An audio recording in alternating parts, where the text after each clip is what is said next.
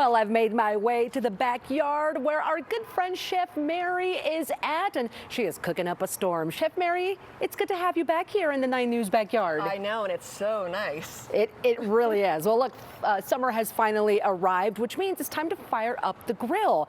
What is the first thing we should know about getting the grill out? Well, you know, it's been sitting all winter, yes. right? So first things first, let's give it a good wipe. Okay. Because you've got wipe dust, it down. You've got dust and you've got cobwebs, and then look inside. So the last person who used our grill did not clean it.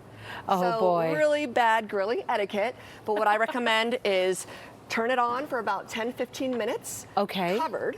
And then what's going to happen is it's going to kind of cook off all of the leftover bits. Right, yeah. And then open it back up, and then we take our brush and then just scrape it off. And it should come off a lot easier that way, right? Absolutely. Okay, makes sense. Absolutely. Look at that. Okay.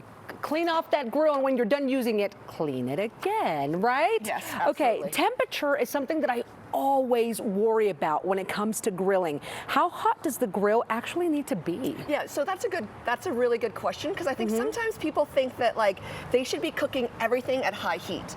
And that is definitely not the way you want to go for anything, for the most part. Like even in the kitchen, at home, but also definitely in your outside kitchen. So you should really keep your grill on 375 to 450 max. Don't ever go over 450, because then what's going to happen is you're just going to char.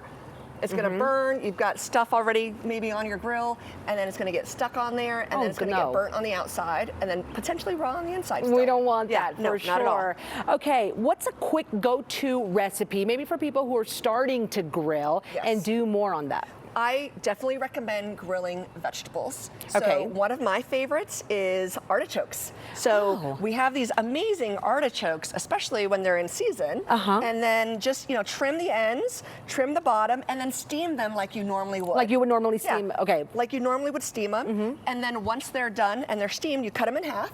And then you pull out the center, brush them with a little bit of olive oil, salt and pepper, and then you throw these on the grill. Just like that on the grill? Just like this. Okay. Just like this on the grill. Face down? Face down, because you want some really beautiful grill marks just like this. I love it. You want to do that for about 5 minutes. And turn it if you want to have like that nice crisscross.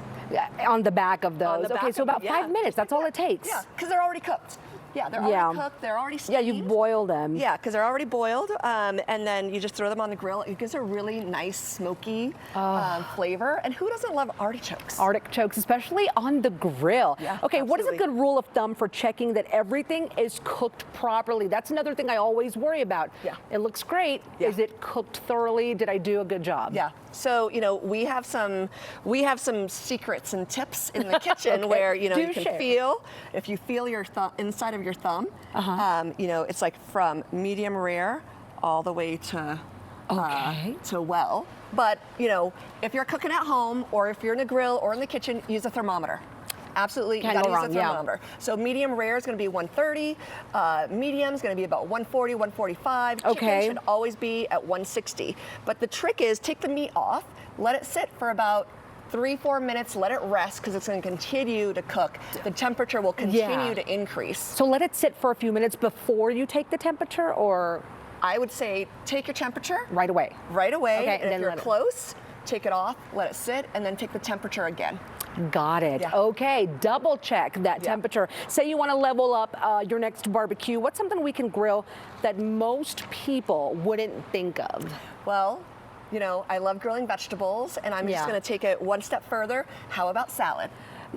Wait, grill the salad? Grill a romaine, like a head of romaine. So beautiful romaine here. We're going to cut it just right in the center. Wash it, and then literally you're just going to throw the romaine just on that grill, just like we did with the artichokes. And then you have this beautiful grilled romaine salad. Oh my goodness. With Caesar dressing, throw a little bit of Parmesan on there, and I mean, it's a gourmet meal. Yes. Yes, gourmet meal. And looks wonderful, but I never thought of that. Yeah, and pair it with your steaks. There you go. Pair it with your steaks, and you've got the grilling, the whole grilling vibe throughout the entire meal. Chef Mary, we think you are amazing at everything you do. Well, thank you so much, Chef Mary, for being with us today. You're welcome. Thanks for having me. Yeah, those were some really great tips. And you can connect and learn more from Chef Mary by following her on social media. Her handle is @ChefMaryNguyen.